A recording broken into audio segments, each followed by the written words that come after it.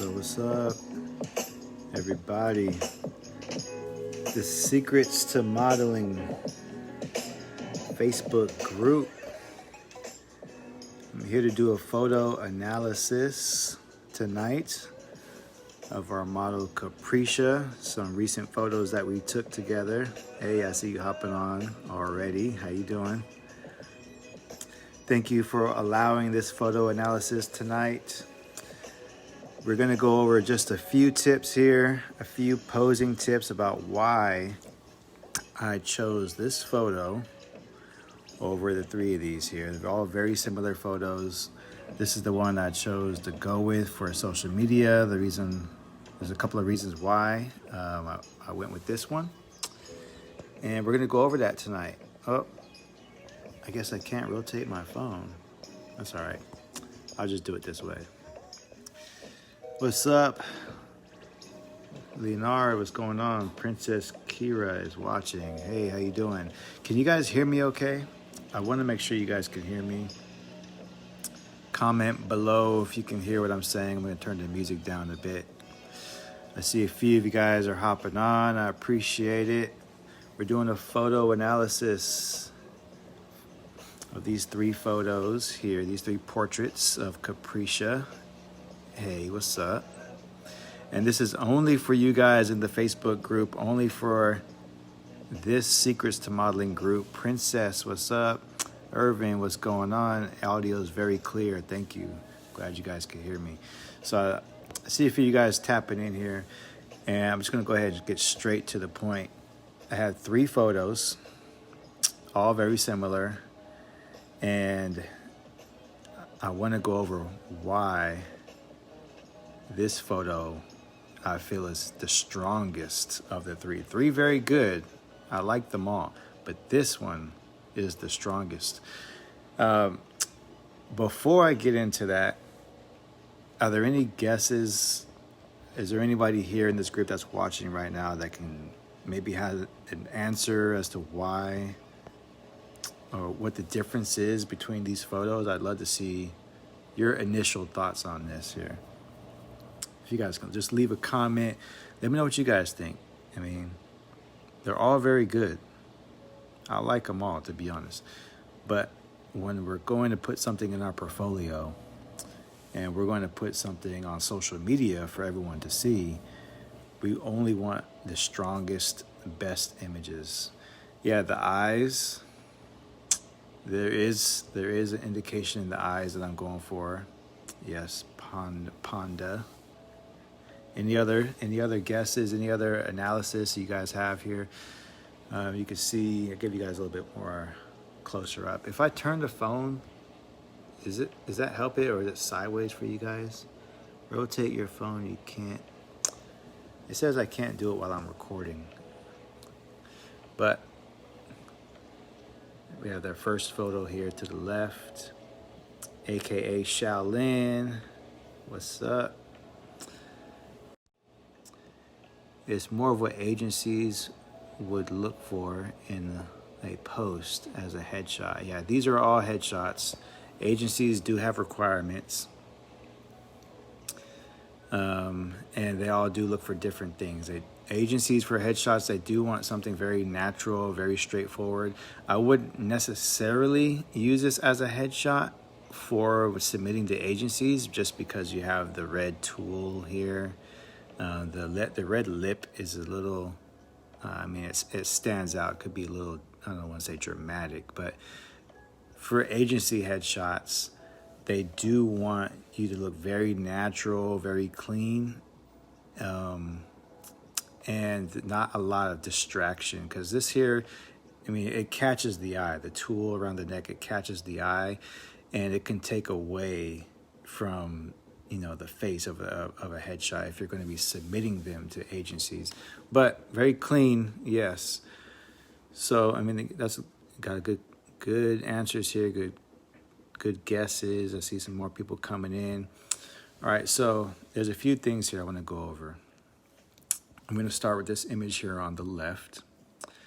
So first of all, you'll notice that all of the images, she is facing towards the left. Okay, and then the main reason why that is because she is fully facing the camera and eye contact. Yeah, eye contact is not mandatory. I do photos often where you're looking away. Those will be very strong images when you're looking away, not always looking directly at the camera. But yes, she is more forward facing here. That is a good point.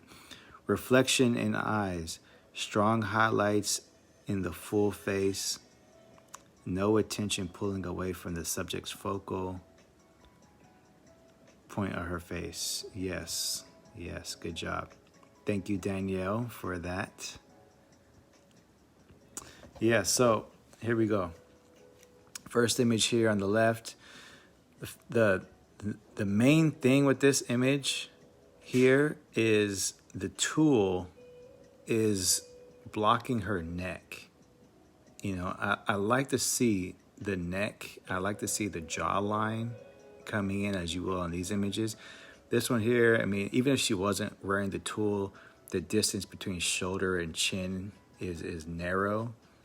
And so I always want to be able to see the neck of the model and the bone structure, the jawline of what's happening here, because, you know, it's more pleasurable to the eye if you can see what's going on. Like this automatically, it opens up the photo. She's a little bit brighter here, and we can see the jawline, the bone structure. You can see more of the collarbone coming in across her chest. So she is slightly turned more towards the camera here. And this shoulder is also dropped down a bit. So here it's more up. It's more opened up towards the camera and dropped down. So women, when you're posing, or photographers, when you're posing women, this is something I always say to all of my clients. Women are curvy. Women are curvy. So you want to be able to accentuate that curve and have like an S shape going on all the way down the body if you're doing full body shots. But even in the headshot, you're having always an S curve going down. All right. So here you see more of her back. Her back is turned towards us. And let me be very clear on this. This is not mistakes that Capricia made, okay? I posed her through this. I told her to turn towards the light. I told her to open up towards me. And I adjusted, you know, her focal point with the nose here towards the camera also. So, you know, I walked her through this, and I took these photos knowingly that I was going to use them for a later purpose. Okay, so Capricia, you did a good job. You know, I don't want anybody to think that she's making errors in her posing and not doing what she should, because she was actually a very great model to work with. And I say that because of attitude, conduct, professionalism, and the ability to follow instruction as we're going through this process. So if you guys are looking for a model to work with, I would recommend Capricia here. Okay, so shout out to her. All right, so Nick, what's going on? Thanks for joining. We're doing a photo analysis here, the difference between these three photos, why I chose this photo here on the right versus the other two. So first thing, this tool, again, is blocking her neck, is blocking her jawline. You know, it takes away from the image. I see more of her back than I would like. And I want to see more collarbone, more definition. I want this shoulder to be dropped down some and have a slant going across to accentuate that S curve of a female model that we want to see. All right. You know, facial expression could be stronger here too. She gave us a little smile there, brought out the cheekbone. I thought that was nice. So, but we're focusing more so on shoulder and neck here. So that's the main reason why I didn't go with this photo. All right. First thing I said, hey, move this tool back. You know, I want to be able to see that neck. Okay. So here we go. You can see the neck. She gave us a smile. There's a good separation between the lips. I always say, separate your lips just a little. You know, you don't have to have your mouth wide open. You don't have to have it too closed. You know, we want to have a little bit of separation. One tip for this, for models, photographers, I tell models one of two things here. For lip separation, say the word me, M-E. Say the word me. When you say that word, the lips, it will naturally separate on the E. And they don't separate too much. And it's just a perfect separation there. So you say the word me, and then you just leave your mouth at that point, and you have a nice separation. You can see some teeth coming through there. That's what we want in the photo. Or another thing, which is actually a little bit better than me, is saying and thinking the word happy. Saying and thinking the word happy. So again, just like you say me, happy naturally separates the lips there. And because you're also thinking happy, it's going to bring out a little bit more smile in the eyes. It's going to bring out, an arch in the eyebrow. It's going to bring out the cheekbone. Because when you think, I always tell people, you look how you feel at the end of the day. When you're taking portraits, no matter what the theme or the concept is, what the occasion, I always tell my clients, you look how you feel. So that's just a little psychological posing tip that you can give your models as you're going through this process yourself, giving yourself an emotion to go through so that when you are posing and you are trying to get a strong image, give yourself an emotion that you can portray that into the camera. You can also practice this in the mirror. But let's go back to photo analysis, okay? So first thing we did was move that tool outside of the neck, and we turned her body a little bit more turn towards the camera is what I'll say. Drop that shoulder down, turn towards the camera. You can still roll it forward so we can get a little bit of collarbone here, some dimension to the photos, right? But turn towards the camera. Now, nose. You'll see here the nose is pointing off camera to the left. And eyes are directed directly down to the camera. Now, whenever I'm doing a headshot, I will do looking at the camera and I will do looking away. When I have a model looking away, I always tell them, look in the direction that your nose is facing. Look in the direction that your nose is facing. So if you're looking off, if your nose is camera left, look straight that direction. If it's camera right, look, obviously straight in that direction. Don't look up, don't look down, don't look this way and turn your eyes completely another direction, because that can become awkward. Like even here, if I'm having a conversation with her in real life and she's body is turned sideways, her face is turned sideways, and she's looking at me sideways like this, it would feel awkward, right? So we want it to look as natural as possible at the end of the day when we capture these photos, just like how we would talk in real life. All right. So she's turned to the left because the flash, the main key light is coming down here. We want the key light to be hitting her face. We want her body opened up towards me a little bit more. We want to see that neck. We want to see the jawline. We want the shoulder drop down. We want dimension. We want the collarbone here to come out just a little. We want facial expression. Me, happy, right? You look how you feel. But again, slightly not exactly what I wanted here, because the nose is facing off camera and eyes are going a different direction, right? So I want to stress here, I'm going to stop. You can break these rules, okay? This is just a personal preference of what I was going for to get the ultimate image here on the right. I wanted her to look towards me more so that I can see that face, I can see the light coming down on her, and I can see both eyes. Here, I can see both eyes very clearly, very well. If I zoom in here, you can see catch lights in her eyes, top and bottom. you know, giving that some more dimension there. You can clearly see the light coming down, hitting her directly onto the face. It's not overexposed, it's not underexposed. We still have neck, we still have collarbone, we still have jawline, we still have separation between the lips here. And if you guys have questions at any time, go ahead and leave a comment. If I'm moving too fast, if you know you want me to repeat something, let me know. All right. So the main difference between these two photos, obviously, turned a little bit more towards me. Opens up the body. It's just more. It feels more natural here. Okay.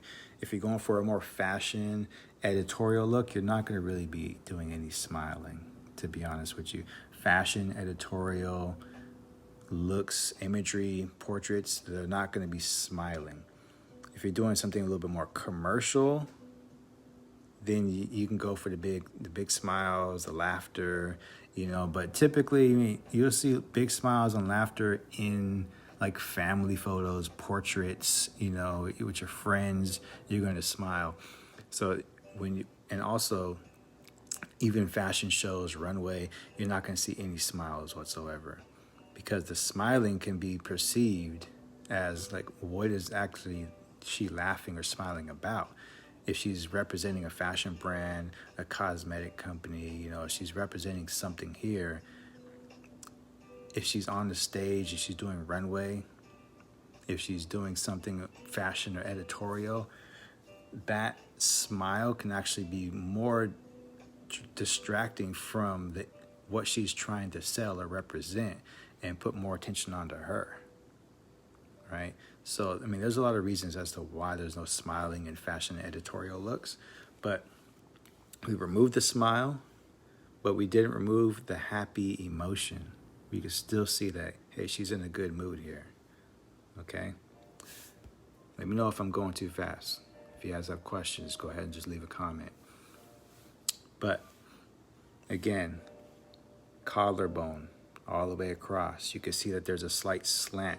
This shoulder is higher than the one in the back. She dropped this one down, but it's not so high up that I can't see the neck. And it's not turned away from me to where I can't see the collarbone. Okay? You can still clearly see the jaw. Separation in the lips. Sharpness in the eyes. Photographers always focus on the eyes. You should always be focusing on the eyes. This is the first thing people see, the eyes. And then we go down the rest of the photo and see what's going on. If the eyes are blurry, or you know, they're too far to the left or right, you can only see one eye, you know, it can become awkward and displeasing for, you know, aesthetic purposes. So you always want to be able to see both eyes, and all the way down. Okay. Questions, guys. This photo here I feel is the strongest one of the three. This is what we ended up going with for social media. I got a lot of great comments. People loved it. And I want to just give you guys here in this group some of the secrets to modeling, to posing, to facial expression, to the lighting setup. This lighting setup, I will tell you guys, there's only 2 lights involved. One key light coming in down 90-degree angle just above her head here. One rim light you can see hitting her hair, going along the side of her body all the way up to her head. One rim light coming in from a 45-degree angle to her rear. Very, very light. The key light is going to be about 1/8 power, depending on your camera settings and what your initial setup is, but 1/8 power here, 1/16 power in the rear for the rim light. That's going to give you some separation between the model and the background. Okay, especially if you're using a black backdrop or something dark hair, dark backdrop, you can it will blend into the photo, and you won't be able to see the difference between the hair and the backdrop if it's too dark. So that rim light will give you that separation. But you don't want this rim light to be too bright or too powerful to where it's overbearing, it's obvious. It turns, the side of her body or her hair too white. We just want a nice little pop in there for that separation. Okay. Nick, Danielle, Leonard, Princess, Panda, Irvin, Capricia. If you guys have questions, let me know here, guys. I want to be able to give you value. I want to help you guys out as much as possible in this group. Even outside of the group, you guys have questions, you can message me, you guys can call me, you guys can email me. Let me know how I can help you develop a strong portfolio so you guys can get to the next level, so you guys can start getting booked and start earning money, start getting, submitting to agencies, start getting brand ambassadorships. There's just so many options for you. And I believe each and every person can accomplish that with hard work, energy, dedication, consistency, all of the above. All right, so these are the 3 images. This is my photo analysis. I will be doing more of these as time goes by. I will be doing more, I promise you. All right, so Happy New Year. It's already the 6th, January 6th. I hope you guys are still working every day towards accomplishing something that you said you would do this year. My word for the year is growth. I prefer to choose a word for the year instead of a list of goals that I want to accomplish, resolutions, if you will. I don't have resolutions anymore. I think it's by the 17th or shorter than that. Usually people are already broken their resolutions and they're not doing it anyways. Right? So I focus on the word. Last year, my word was abundance. Just abundance. More money, more love, more business, more customers, more time with my family, more everything in abundance. More than enough is what I focused on. I just want an overwhelmingly amount of everything. Like, it's just more than enough. And anytime I felt lost or off track, I would just think the word abundance, and I would be grateful for that. In advance, I manifested it. I speak it into existence. Okay, so this year we're doing growth. How can we grow? How can Studio 713 grow? How can I grow my relationships? How can I grow my finances? I mean, it could be similar to abundance, I guess, but this is more so of a spiritual word for me. Like, I just wanted to grow as a person. Leonard says, "Hey Chris, what type of light modifier do you use on the key light?"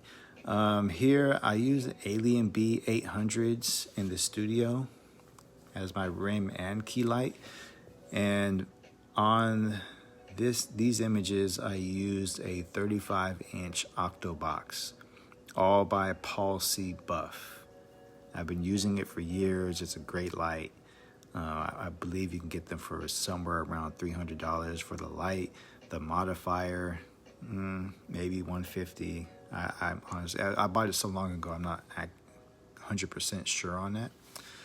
But it was an Alien B 800 light for the key and the rim, and it was a 35-inch softbox here. In order to get this light real nice and soft. Had I used a beauty dish, then this light would have been a little bit more direct. It would have been a little bit more harsh. It would have been a little bit more contrast. And maybe I'll do a video or an analysis for you guys of the difference between a softbox and a beauty dish, if you like. Okay. So that's my quick photo analysis for you guys. I'm going to hop on here. You are welcome, Panda. Thanks for hopping on. I'm glad that you got some value out of it. And go ahead and leave comments, guys. Even if you didn't catch the live version of this, and you're going to watch it later, you're going to come back to it, go ahead and leave a comment, and I will be sure to review those and answer your questions later. All right, so you guys have a great night, and I'll see you next time.